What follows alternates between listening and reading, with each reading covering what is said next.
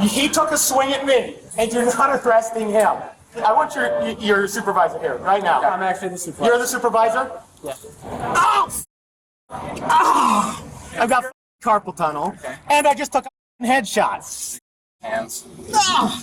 On June 6, 2022, police responded to reports of an altercation outside of a Huhot restaurant in St. George, Utah. Over the next hour, officers would attempt to piece together what had transpired based on one of the most absurd, convoluted series of witness statements and participant accounts we've seen so far. What's going on, man? I was smoking a cigarette and this guy comes up right here and he's like, get the away from the door. Well, I stepped out of my car. First off, man, are you okay? Like, do we need to get you medical help? I don't know. I haven't looked at myself yet. You're bleeding, but... Yeah, I'm bleeding. A whole bunch of them were standing around the freaking door over there smoking. Like, a whole bunch of them. And I may have been a little curt, but I said, hey, you know, it's Utah. Don't be smoking in front of the door. 25 feet. Okay. Which you're right. And they started telling me they'll do whatever they want, basically. Okay. So what had happened was he was smoking a cigarette. Dude walked by, he had a problem. He started mouthing off, calling other people names that were trying to tell him to calm down. Okay. So it turned into a yelling match. Most of them kind of moved off. Okay. But the one, he decided to put his foot down. Okay. What did he say? He kept saying, no, I'm going to do what I want, basically. I don't remember all the exact wording, but no, I'm not going to do it. No, I'm not going to say, get away from the door. Quit smoking in front of the door. Okay. And then he took a swing at me. And when he did, he pushed himself off of the glass and broke the glass.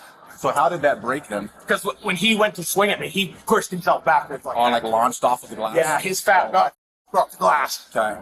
From what I had seen, the other guy was holding him more so in a lock with his chest closer to the other guy's chest, and had his head down and more of a grip that way. Okay. So if you could say who was the aggressor? I would say it was the other guy. Sir? Yep. I was walking through here when it first started. Okay. The guy down there is the one who really was going off. Okay. And these folks were just standing here talking. Okay. He told them to move, and every other word was the F word. Okay. And I was gone. Okay. But that's what I saw. With a consensus seemingly reached, officers now move into the next phase, locking down the witness statements and securing the scene. Do you know if they want to pursue charges for the window broke? They do? Okay. Aaron, who we saw earlier, has sustained multiple lacerations to his right arm as a result of allegedly being pushed into the glass. While waiting for EMS to arrive, officers remain focused despite the ongoing distractions. Let's take a look at this real quick, man. Pretty. So we're further down here, under this one. Yeah, it's all. Oh, yeah.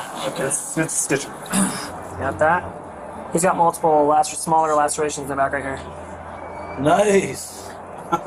Like attitude. And then right back here. Here and here. Oh, yeah.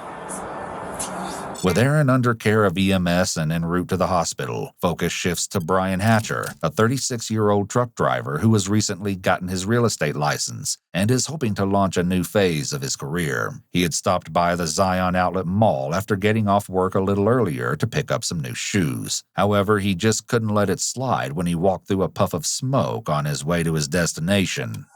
I have allergies. I got sinus issues and stuff, and having to deal with smoke. Like, if it's out where it's legal, don't smoke at people's face. Like, that's just a move. So as of now, you are under arrest for the assault. You were arrested. Yeah. You were arrested. You are under arrest for the assault. Okay. You were arrested. You had to stand up for me? Face away from me?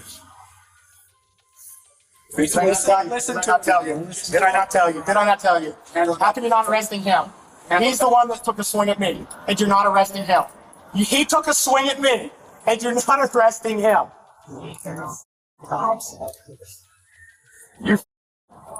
I can explain it to you, man, but you can't. You can't explain it to me because you're not arresting him. He swung at me. He hit me. I want your supervisor here right now. I'm actually the supervisor. You're the supervisor? Yeah. Based off of the totality of what... Oh, because he's got friends and I'm by myself. So I nobody backs the boiler anymore. You know, I used to back the police. I used to be a patriot. But they keep pulling on my wrist until they caught. I have carpal tunnel, by the way, and I have a torn shoulder. Okay. You just gotta let me know, man. We'll make sure that this is as comfortable as possible. I know it sucks, so. No, I do wish I was a minority because then I get put in these guys for being racist. Well, I'm a minority, so I mean. Well, I know. That's why I. Because. No, you're not. You're not. I'm trying to explain everything to you, man. Okay, let's go walk over here. Okay. I know you got carpal tunnel, so. Okay. Hop it, girl. Ow! Here, stand back out. Okay. You're gonna have to do it like this. You're gonna have to face your back, okay? Catch your hands. What happened? It's not just my hands, you faces. I have a fucked up knee, I have a fucked up ankle, I've got a fucked up back, I've got a fucking carpal tunnel, and I just took a fucking headshot. Oh, you guys can't do that. Okay, come back out then. Come back out. I'll help you. I need some help. I need some help. I can't get back in. I got you. Okay. Ah, fuck. What's going on? Ah, Hands. ah. You have a belly chain then? We can try to put it in the front, man. We'll throw a second set of cuffs. Here, I can widen them for you. I'm supposed to have surgery on my fucking hands. Do you want to add a second set to spread them out a little bit? Do you think that'll help? Maybe let a little bit of pressure off. You want to try that? We could do that. You got to do something, guys. Okay, stand up for him. He'll Okay, just face that door. adjust it. Okay. We're gonna get this one now. I got a whole finger right there, dude. There's a lot of space. It's not about the space. It's about the angle that falls on the tendons. Right there. Is that And better? it makes my fingers go numb. It makes my hands go numb. Is that better? It's better for now. I don't know if I can sit like this, though. Arrest him for assault. How about that? How about doing the job so that we can back the loop? I'm trying to explain it to you, but you're being rude and disrespectful. So, is there any more? No, I think here. Why don't you stop? Why don't you let me go through here? It's not gonna fit regardless. I'm gonna stop. Okay, it's not gonna fit till you get next in. It's just your angle, dude. 2x14, bro. My right hand is going down. Okay, step out again. To this elbow. 2x14, bro. Try to find a chain for you so you can put them in front, okay? That's the bright side about all this. Now I can leave my job and go live on the streets. Well, I hope that doesn't happen. No, you don't. You guys don't care. You guys have never cared.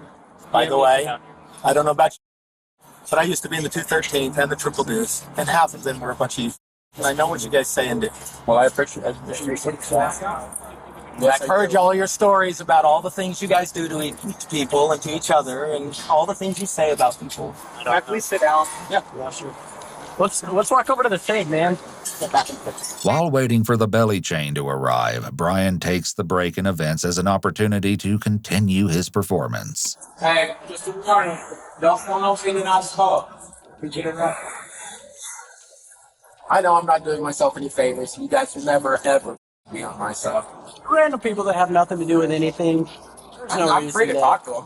That's literally my... Not really. We right. can have you sit in the car instead, so you. Yeah. Well, You're you under can arrest. until You're until I detained. until I sue you for damaging my hands, which are already damaged. Where's that other officer? He was nicer.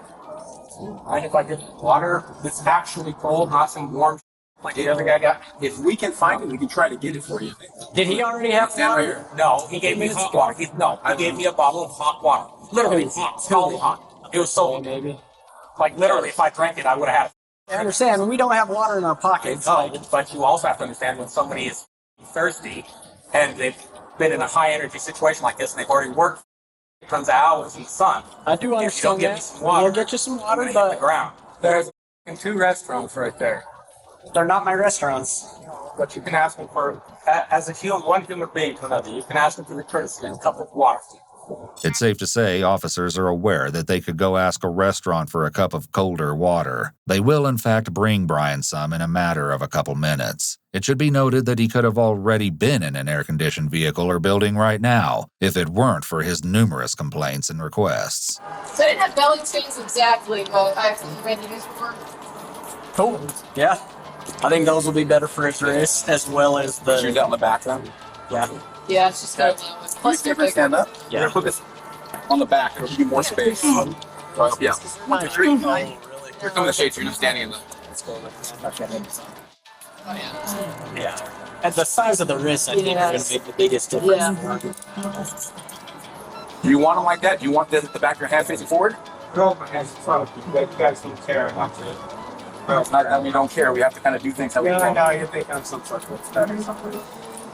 The jail actually has policies. Yes, I know. Yeah, I know. They don't care. I get it. Back in the car, Brian takes an opportunity to offer several suggestions, critiques, and educational advice to officers. Group will always be believed over an individual.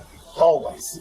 So unfortunately, I wasn't there, I know. and I just didn't saying- even talk to a lot of the people involved. I'm That just that saying, Officer if Two you're the level. supervisor, Yeah. it would be super Oh, nice absolutely, man, for sure. if you guys would take a swing by and stop them from doing that. You know, stop them from harassing people. Obviously, the businesses aren't doing it. They could have stepped out and said, hey, don't smoke in front of our business. Yeah. But I'm not the only one, and they're forcing people to walk through it. And I know it's a simple thing. It's smoking. It's not assault.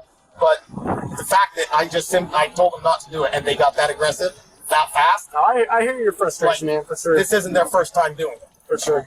And the girls accelerated it. Yeah.